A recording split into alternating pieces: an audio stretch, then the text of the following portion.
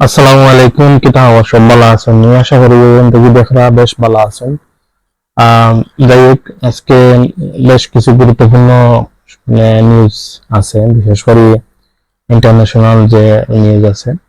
কারণ আমরা খেলা দেখার পাশাপাশি অনেকগুলা নিউজ স্কিপ করিয়ে দিই আমরা।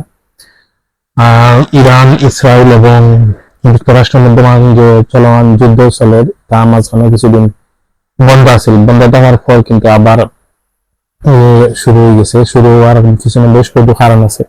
তার মধ্যে উল্লেখযোগ্য কারণ হলো যে যখন যুদ্ধ বন্ধ হয়, তখন তাদের মধ্যে একটা চুক্তি হয়েছিল, যে চুক্তির মধ্যে আছে যে ইরানে তারা যে জাহাজ আছে, এই জাহাজ গুলা অন্তাকি নিয়ে মানে নিরাপত্তা দিয়া দিবা।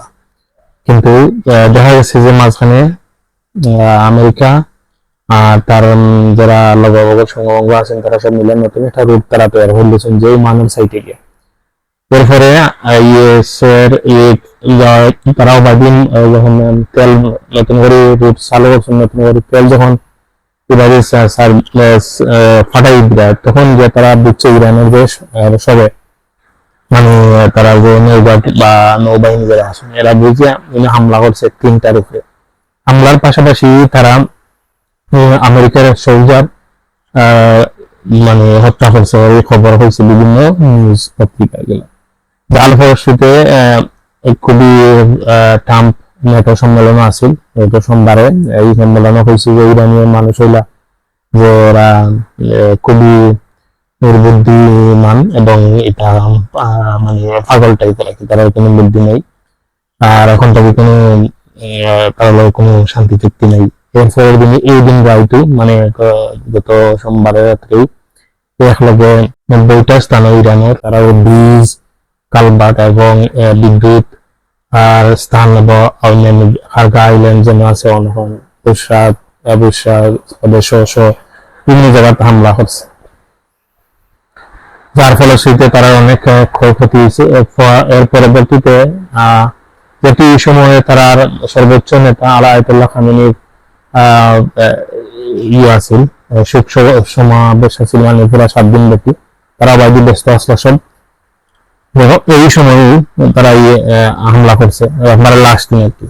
পরবর্তী সময়ে তারা কোন সুরত সকলে মিলিয়া তার মিশর ও আয়াতুল্লাহ খামেনির পরিবারের সবাইকে দাফন করার পরে ইরানে আমেরিকার বেস যেগুলো আছে সবগুলা হামলা করছে। এর মধ্যে উল্লেখযোগ্য হয়েছে কাতার, জর্ডান, কুয়েত সহ অন্যান্য সবগুলো জায়গা অনেক ক্ষয়ক্ষতি হওয়ার পরবর্তী সময়ে আজকের খবর হলো যে যারা মিডিয়েটর আসলো, যারা মানে মধ্যস্থতাকারী আসলো, কাতার, পাকিস্তান, কাতারের বিশেষ প্রতিনিধি দল ইরানে গেছেন দিয়া তারা ঘুরে মানে কইরা যে একটা তামক কারণ দিকে ইরানের প্রেসিডেন্ট আব্বাস আরাগচি তিনি বলছেন যে তারা আসলে যুদ্ধ বন্ধের যে চুক্তি আছিল শর্ত তারা ভঙ্গ করছে, তারা বিশ্বাস করা যায় না।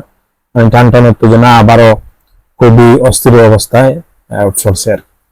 তো সব মিলিয়ে এখন ইরানের প্রেসিডেন্টের লগে মাথা পরে ইউএসএ আর ইরান, তারা আবার কইছেন যে যুদ্ধ বিরতি চলবে, কিন্তু প্রেসিডেন্ট ট্রাম্প কইছে যুদ্ধ বিরতি ঠিক আছে, কিন্তু মানে তাদের লগে যে চুক্তি আছে 60 জনের দিনে একটা সেসফায়ার আছে ইগুনায়, তাহলে আলোচনা হতে বসছে, কিন্তু এলো না। তার মানে সুস্পষ্ট বোঝা যায় যে যুদ্ধ থামেন না।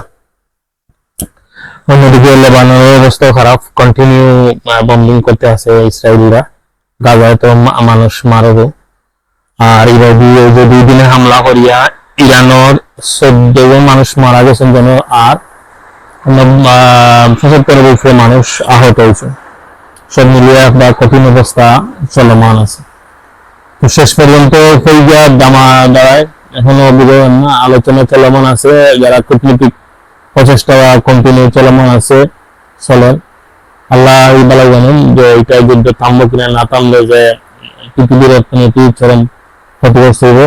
কারণ হইব যে যখন যুদ্ধ বিরতি হয়েছিল গত 7-8 দিনে কিন্তু 800টা মতো জাহাজ চলমান করছে, কিন্তু আবার যখন এখন হামলা শুরু হয়েছে সব জাহাজ চলা এবং তেলের দাম আবার উদ্যোগে পেয়ে গেছে।